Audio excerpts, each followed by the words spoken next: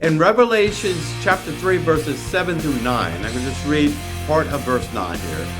I will make those of the synagogue of Satan, Lucifer, who say that they are Jews and not, but are lying. So this is another problem in another church here.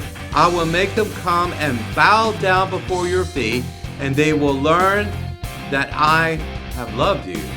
In other words, the Inquisition, the hatred against the Jews, the kings and queens there, Roman Catholic Church controlled all of Spain, around the 14th century and before and afterward. And they literally used verses like here in Revelation that the Jews must bow to the Christians.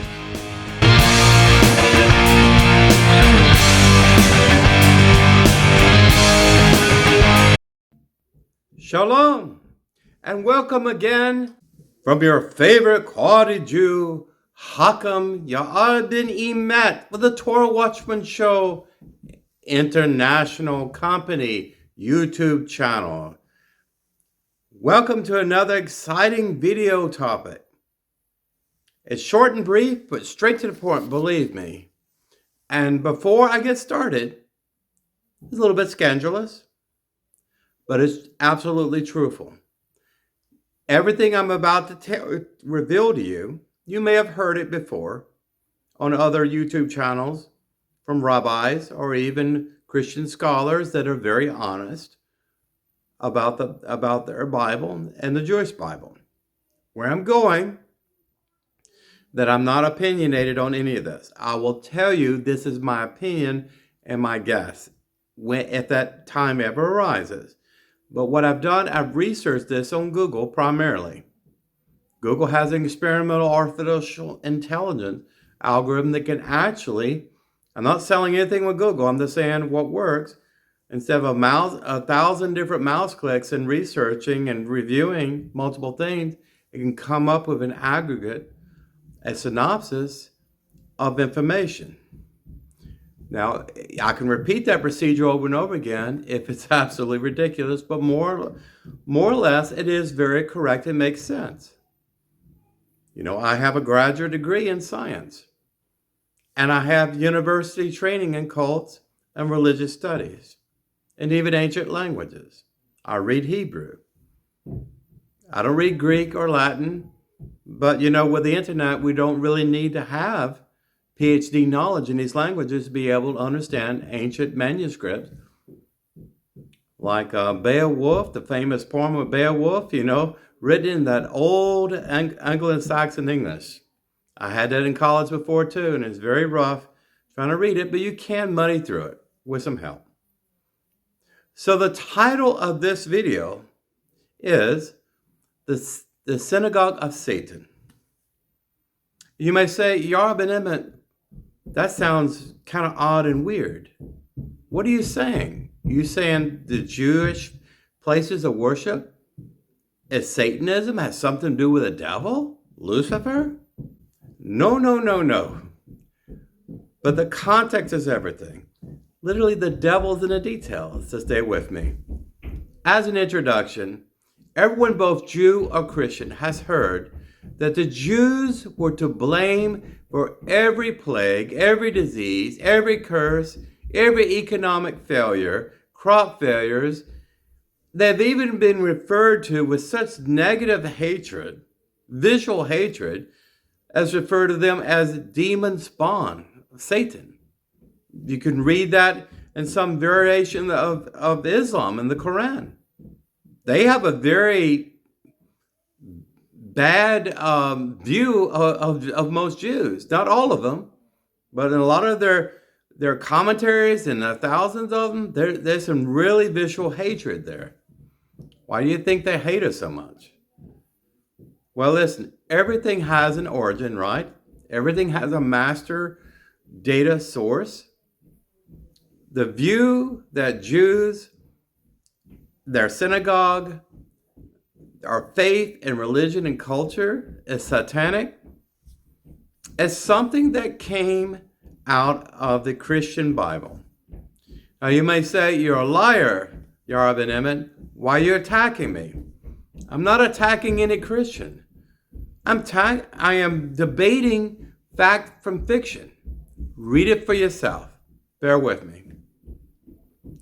Now, you've heard some of the rationale behind the three great crusades. Essentially, a bunch of Christian soldiers, noblemen, knights, some of them commissioned by the Vatican, some of them were commissioned by France, some of them commissioned from England, but mostly from France and Vatican, because it was Roman Catholic funding. They wanted to go and cleanse the Holy Land of the Christ killers and everyone else, including Muslims. They burned Jews, rounded up Jews and put them in large buildings like a barn or something and burned down the barn. They murdered the Jews. They went there 3 times.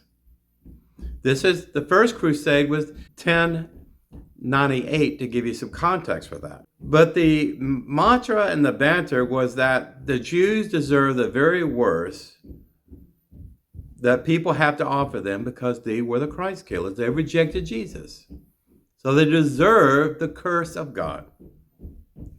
You don't believe me, just read it for yourself, okay? Apostle Paul was very clear about this. Of course, there was the near 100-year war in Europe where Christians were fighting each other. The Trinitarians, Unitarians, all different variants of Christianity. They were fighting Jews. They were exiling Jews from Roman Catholic monarchies of that time, fighting Islam, fighting Muslims, you name it. But it was 100 years in Europe that Christians warred against every single variant faith that was not their belief. Okay? Sounds extreme, right? Well, moving forward, there are other examples. You remember the Great Inquisition. You've seen probably movies of this. In Spain and the monarchy there, in the Middle Ages, they tortured Jews. They did Hitler-esque type treatment to the Jews at that time. You can research too. It's some of the worst episodes of humanity you can imagine. Of course, the Jews were ultimately exiled from Spain, and they were on the 3 ships that Christopher Columbus sailed to the west looking for gold and treasure and spices in the Americas.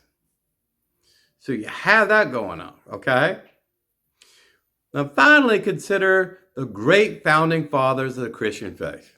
Who are they? You should know better than me. Let's start with Martin Luther, right? Remember all his gripes and complaints against the Roman Catholic Church, and rightly so. All the irregularities in their belief in the Eucharist and catechisms and everything else, and Mother Mary, rosary beads, whatever. Well, he protested against that. And the word protest, his protesting and debating against the Roman Catholic Church of his time, and this is the 1500s, okay? He founded the Protestant faith. He actually founded the Lutheran faith, too. And toward the end of his life, he wrote the most visceral books you can imagine that called for the destruction of synagogues, the burning of the Torah and Talmuds and all the sacred books. This very visual hate.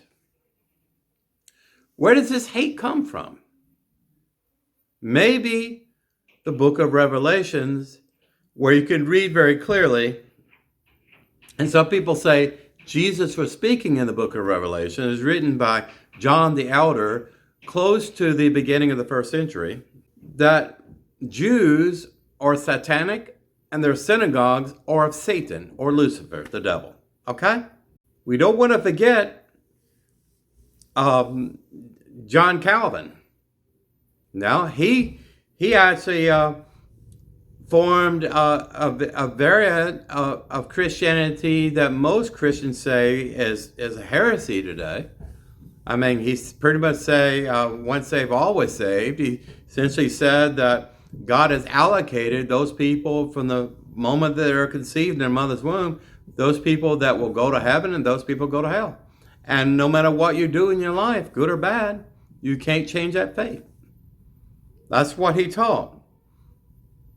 And he's well known for murdering the discover and invention of the science behind pulmonary cardio circulation. And he burned him to a stake, burned him alive, because he did not believe in the Trinity, the triune Godhead, in his time. Now, why am I mentioning Martin Luther and John Calvin? Is because they are largely regarded with good reputation among most Christian faiths, like Southern Baptist Church, Methodist Church, and other churches. In fact, their sermons are actually in archives. If you go to seminary, like in Dallas Theological Seminary, it's required reading to read some of the sermons taught for historical purposes, Martin Luther's sermons.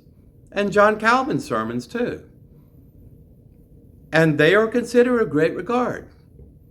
And I have not heard any Christian, any pastor, any evangelist, any missionary, any priest of God admonishing them and say, we will rip up and tear up every single book, every single sermon, every single writing from Martin Luther and John Calvin because they weren't real Christians. I have not heard that.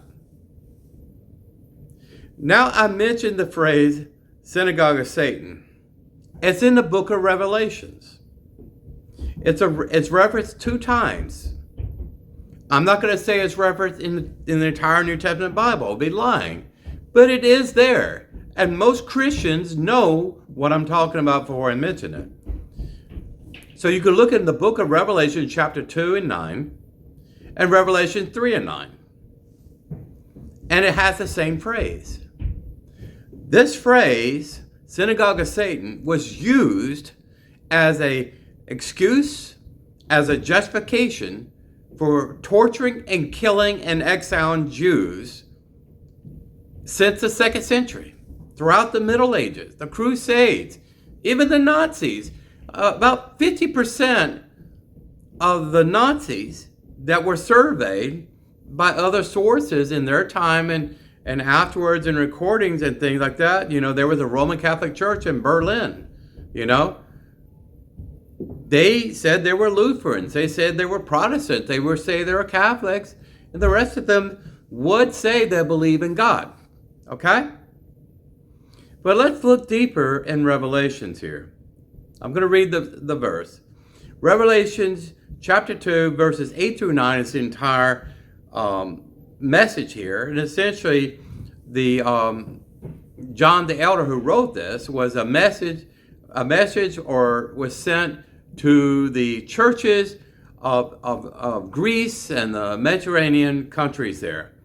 For instance, in verse 9, and it says, an angel of the church in Smyrna write, and before that we're talking about the candles that represented all the churches, and these were angels that were over protecting these different churches, okay? So these are the words of the first and the last, who was dead and came to life. I know your affliction and your poverty, even though you're rich. I know the slander on part of those who say that they are Jews and not, but are the synagogue of Satan. Why does that say that there? We'll give you some context in that time. Remember Apostle Paul, he established multiple churches throughout the Mediterranean. He did.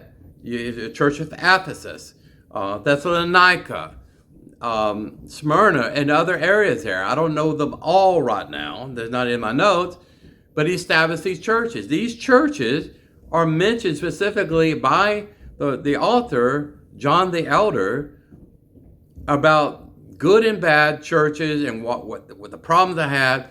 This particular church of Smyrna evidently had Noahides there, followers of the 7 laws of Noah, or maybe they had some Jewish converts, I don't know. But essentially they believed in circumcision, they believed in kosher food, they believed in a monotheistic kind of faith, and they did not think that Jesus was fully God as a man.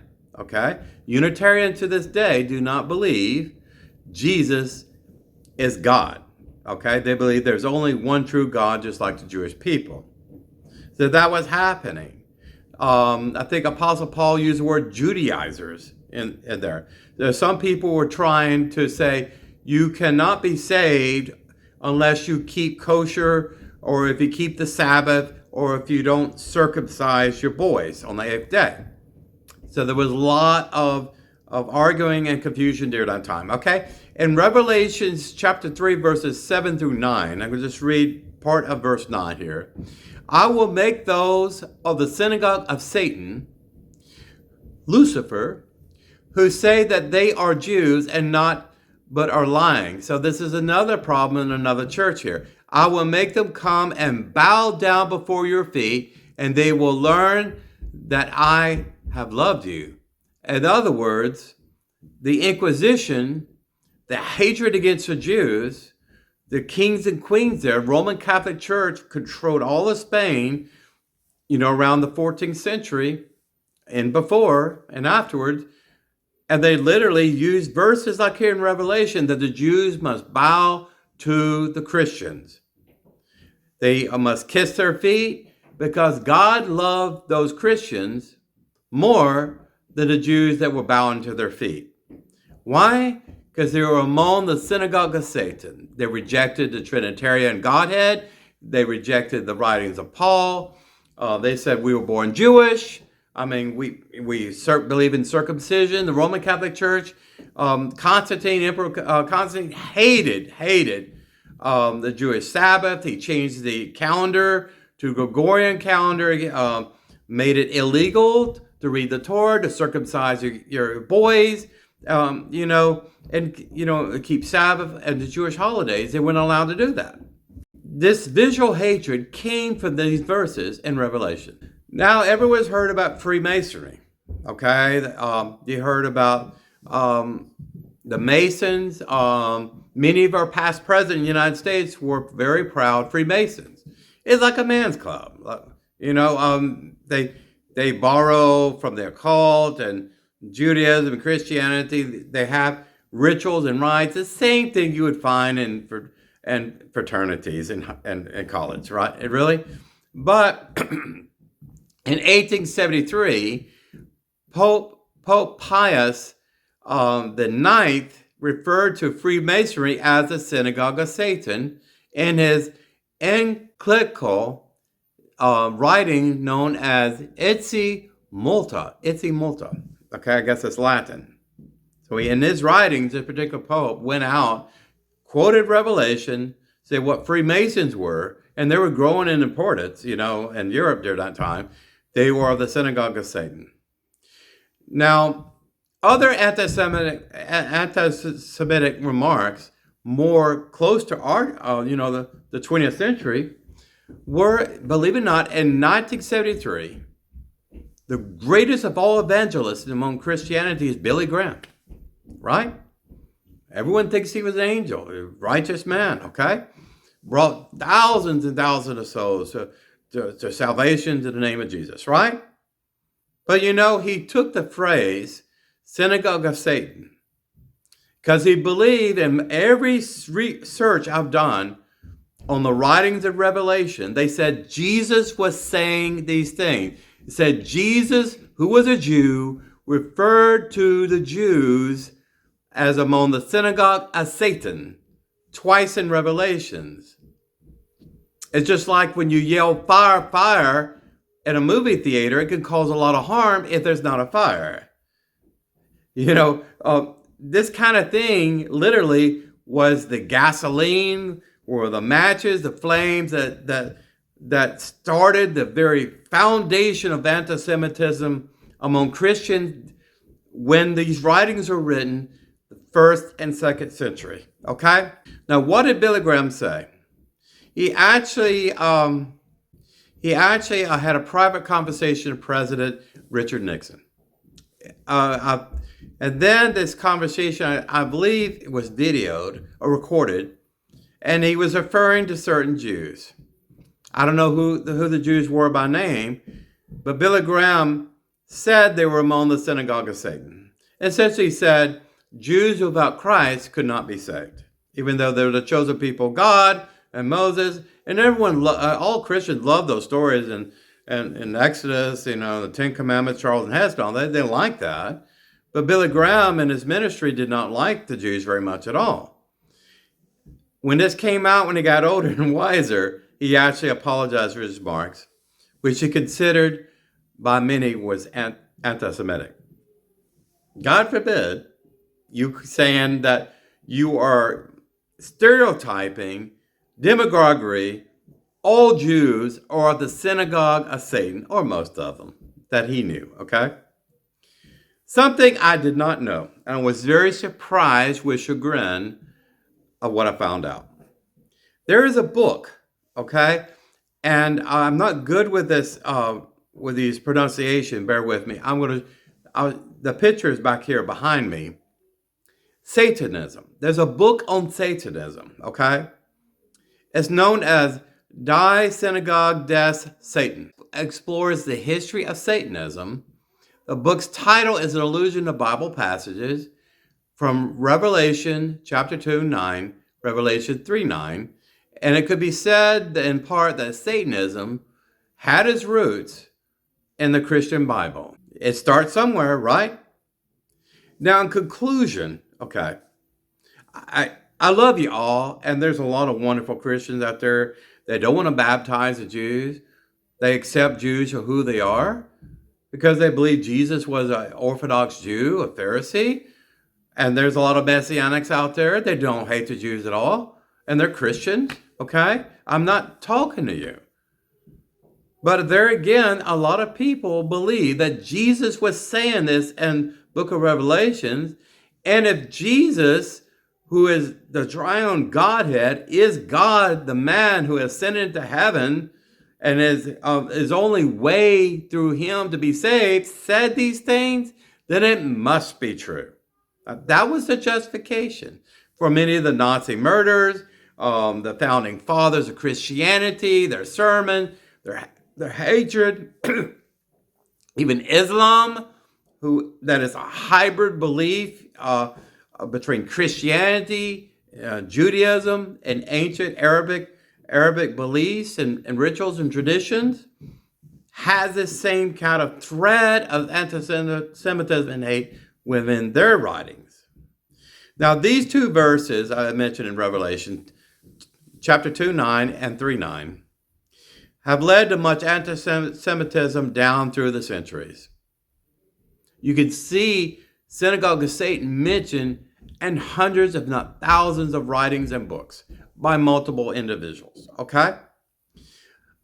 Even Henry Ford, who invented the T-model Ford, the first vehicle, he wrote a horrible anti-Semitic rag that was actually quoted by Adolf Hitler, and the picture of Henry Ford was on his desk. He was a rabid anti-Semite.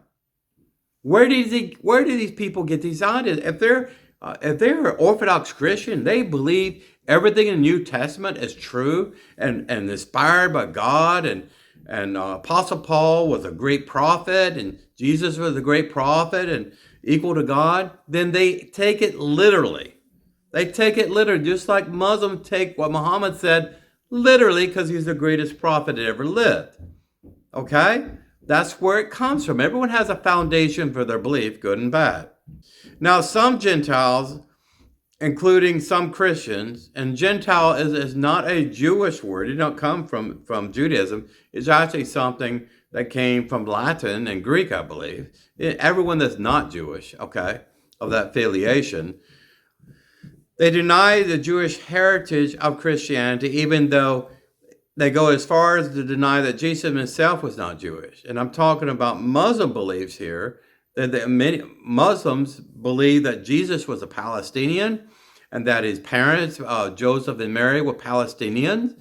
And actually, there's an empty grave by Muhammad in Mecca where when Jesus returns, as their Messiah, And that when he lives out his life and dies, he'll be buried there beside Muhammad. That's actually in the Quran. So Muslims deny that Jesus was a Jew. I would say in Protestant faith, Christian faith, and Southern Baptist, no one there thinks of Jesus as a Jew. If they did, they would be circumcising their sons. They would be keeping the Sabbath holy, and they would attempt to keep the Ten Commandments and not say this is just Jews that keep this.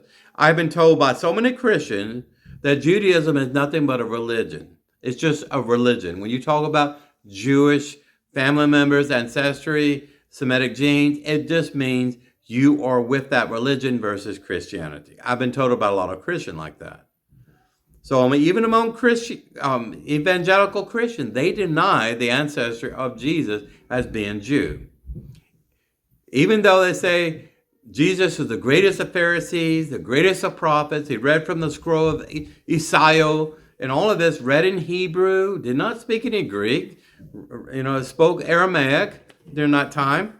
But today, he's just a white Caucasian with beautiful blue eyes and better skin and complexion than me, great teeth, and he's anything but a Jew. And this is the blame of the Holy Roman Catholic Church, Constantine and other people.